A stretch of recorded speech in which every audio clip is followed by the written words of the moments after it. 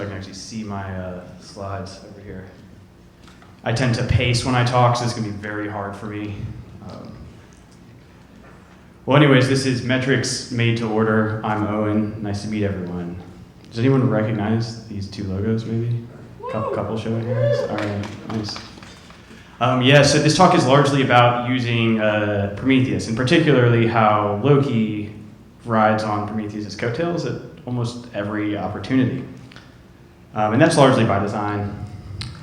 But before we really get into it, I want to talk a little bit about multi-tenancy, kind of what this means for this talk, because this is just going to be going through an example scenario I had and how we figure this out. So for the context of this talk, multi-tenancy will be running some user workload on the same process somewhere. And this kind of opens you up to some weird sorts of behaviors. And so our story today starts with me getting paged, or actually not getting paged, but having a client come and talk to me and say, hey, I'm experiencing really bad performance with your application. And okay, yeah, no worries, let's go look into it. And we do, and this is kind of what we see on the bottom. And so this is called a red method dashboard. It's just a slice here. It stands for requests, errors, and durations. And so the first thing I do is I go look and I see, well, there's almost everything looks green, good status codes. Right? Look at the latencies, those all look fine. And what do I do now? Well, as it turns out, there's like two kinds of scenarios that I'm really scared of when I'm getting paged, right? The first one is super obvious. It's I'm dropping data, right? I'm dropping writes, client data on the ground, and now I have some really uncomfortable calls. But the second one is a little bit more ambiguous, and so that's what we're looking at here, where I have user feedback that's telling me things aren't working, but all of my instrumentation points to business as usual. And that's actually really scary because that means I'm probably going to be up all night trying to figure it out. So before we get into more on the story specifically, I want to do a little bit of primer on both Prometheus and then Loki. So Prometheus, very, very quickly, is a time series database for metrics. And one of my favorite things about this is that it has an incredibly simple data model. And I don't mean that's to disparage Prometheus at all. It's actually the opposite, right? We can build really sophisticated things from humble beginnings. And so in this example, we have, here, can you see my cursor? Oh, hell yeah, okay. So we have the queue length here, which is what we're calling a metric for this example. And then you have a bunch of key value pairs we call labels. And those point to a set of basically, timestamp and then numeric values. And that's it, right? Congratulations, you may pick up your diploma in Prometheology. Thank you for coming to my talk. So anyways, combining these together, they're called a series, and that's it. And so this is what it looks like when you're actually using Prometheus. So on the left here, this is a PromQL query, and it basically asks for that queue length, and it aggregates that queue from every element or every component in your cluster here so that you can get an aggregated queue from all of those individual components. Right? So you can understand the behavior of your total cluster as opposed to one particular machine and then need to do that a bunch of times. And on the right here, remember those key value pairs, those labels? Yeah, so it's the same query except we're summing by user in this case. And this does the same thing, right? It goes across all the replicas in your cluster and sums together these queues, but this time it buckets them into the user that's responsible for all that work. So we can see that there's two huge spikes in our queue pressure are largely attributable to one tenant, one user. So it gives us the ability to kind of aggregate and understand our data a lot better. And this may be for a lot of you, the basics, but deal with it. You have to listen to me talk. All right, so what is Loki? Loki is probably going to get a little bit longer intro because that's the crux of the talk today. I build Loki day to day, and it is a pretty young log aggregation tool. Our 1.0 release was in KubeCon 2019 in, where was that, California somewhere. And Loki is a time series database for strings. Right? Time series database for metrics, time series database for strings. It's we're cooking with gas. So my colleague Ed Welch actually coined this one, but has really, it's kind of stuck with me, so that's what I call it now too. So it is built on top of Prometheus, right? Remember those coattails? So we use the same label model that Prometheus does, but instead of pointing to metrics, now we're pointing to logs. And I think that's very powerful. And then, on the right-hand side here, one of the benefits of working open source is that you get to actually make fun of yourself in public too. This is what our data model looks like. So nanosecond precision timestamps associated with Prometheus key value pairs, the labels, and then they point to log contents.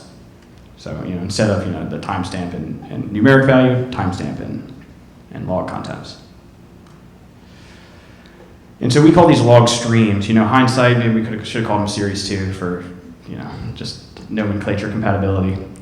But working from right to left here, I'm going to get my cursor.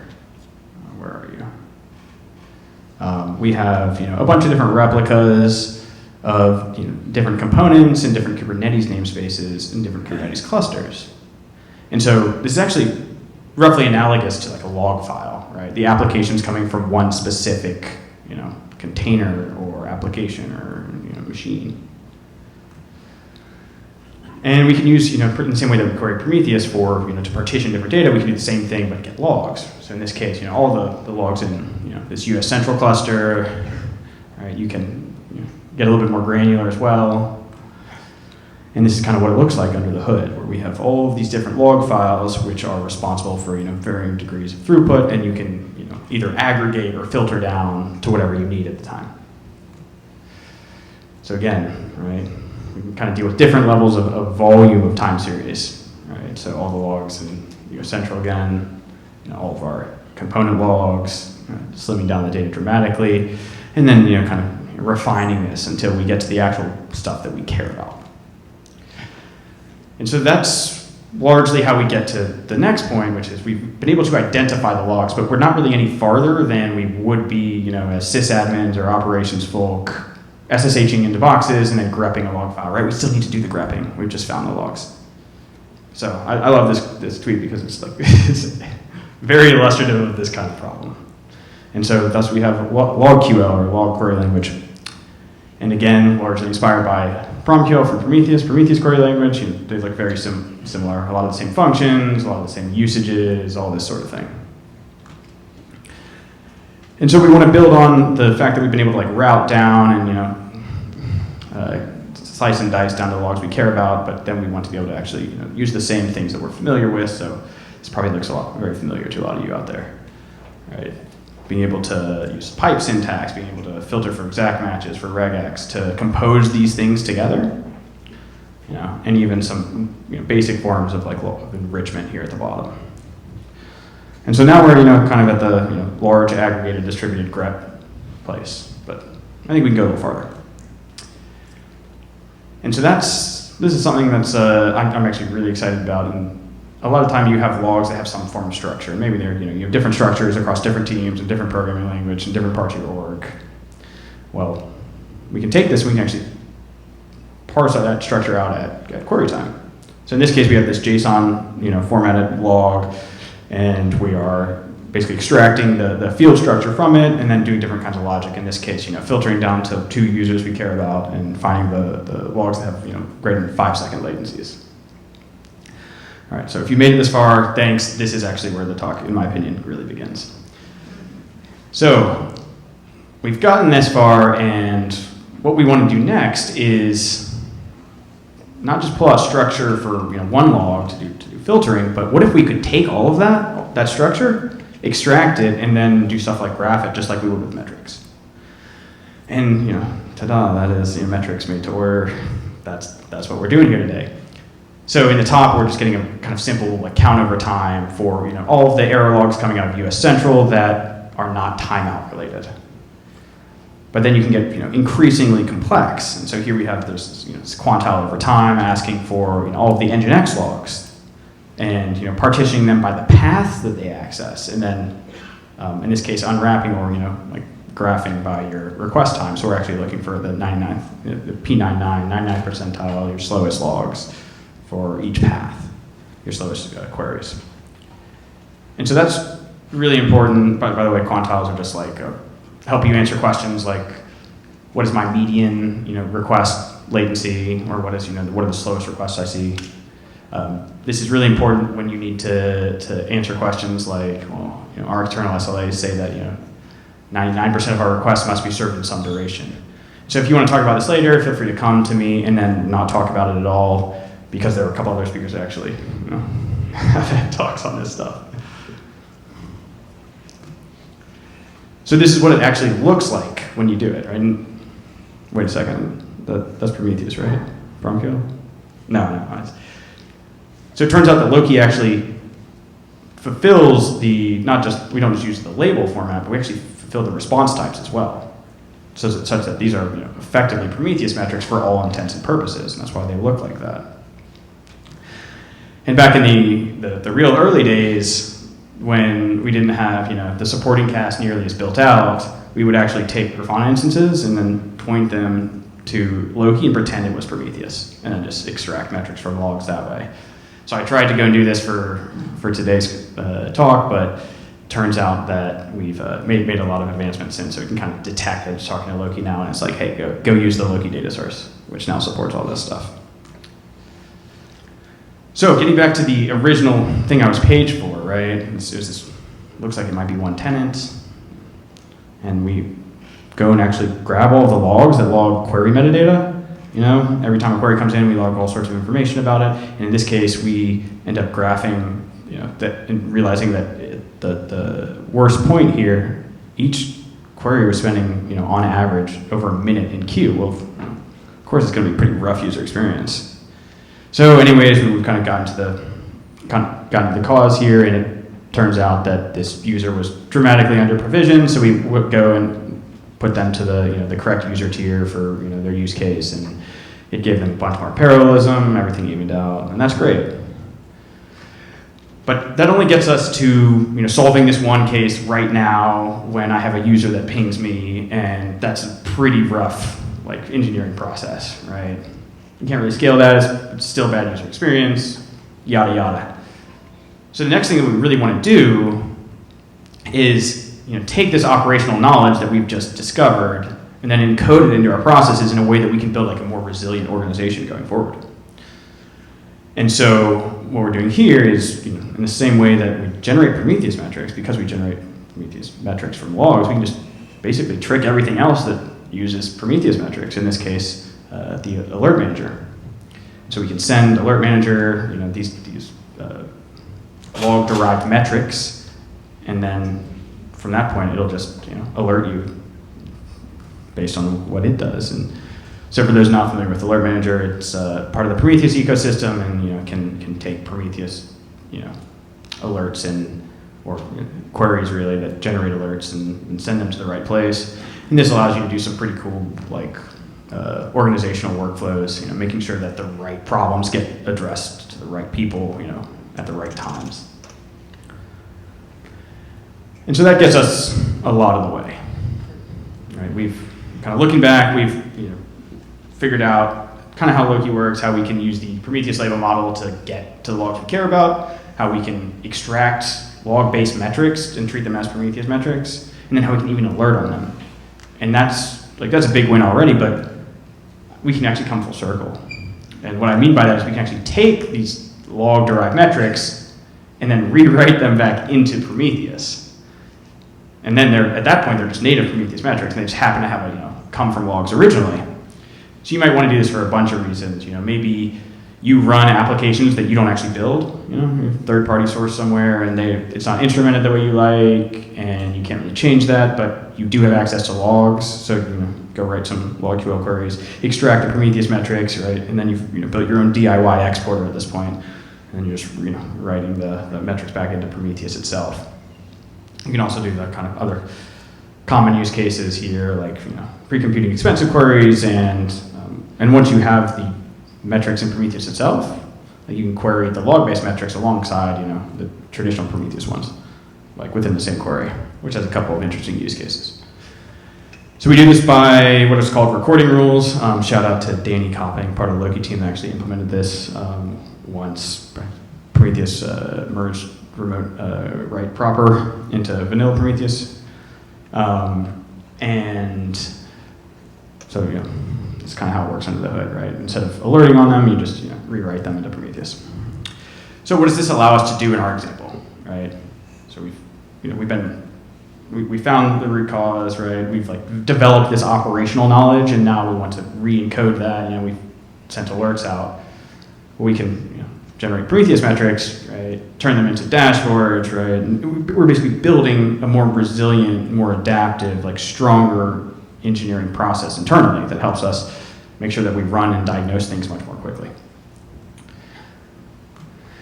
And so there's probably a couple of y'all out there that may be pretty familiar with building, using Prometheus at scale, and some of this might sound a little weird, right? Aren't high cardinality metrics pretty nasty? And isn't that what per tenant metrics sound like? And the answer to that is a little bit more nuanced, but generally yes. So this is kind of the problem in vanilla Prometheus. Let's say that you have you want to expose per tenant metrics on every single pod, and there's a bunch of metrics and a bunch of users. So you actually end up needing that's a multiplicative problem. And the little bomb right here is what we call a cardinality explosion. So, for instance, you have 100 containers, right, that are generating 100 metrics for 100 users, right? You're generating a million time series. You can quickly see how this gets out of hand, right? If all of these hundreds are thousands, that's a billion time series. And at that point, you probably need to go to Oleg's talk tomorrow on scaling Mimir to a billion active series. Shameless plug for a friend of mine. And then, so Loki works a little bit differently because we are actually extracting this structure from log lines themselves. It's kind of like the difference between potential and kinetic energy, right? There's all this kind of embedded cardinality inside these logs, but we can kind of choose when to access them. And so we're really only querying 100 log streams, right, 100 log files, and extracting the combination of 100 metrics times 100 tenants from that. So it ends up being 10,000 series as opposed to a million.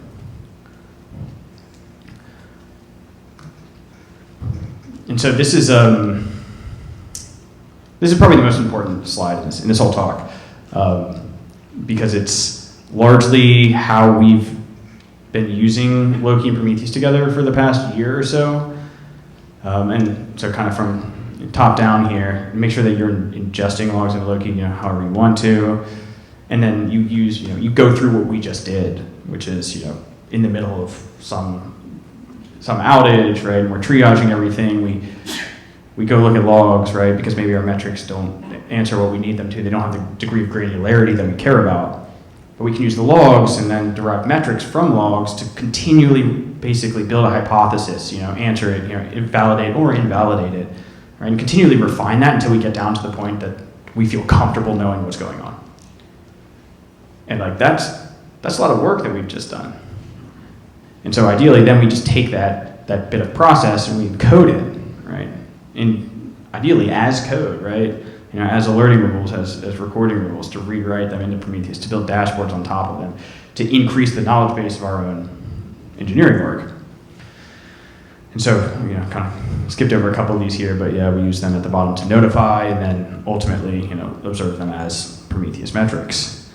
And this has been something that we've used to great effect, over the past, really, really using it to its highest potential probably in the past year or so, but in various forms for a few years before that.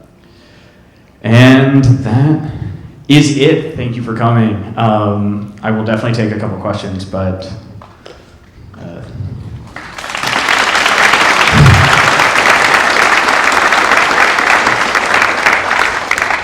how fast was that? I feel like I just tore through it. You practice and it's all super slow, and then you get up here and you talk like this.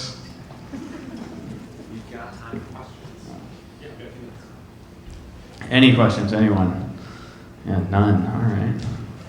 After lunch crowd or just poor talk, right?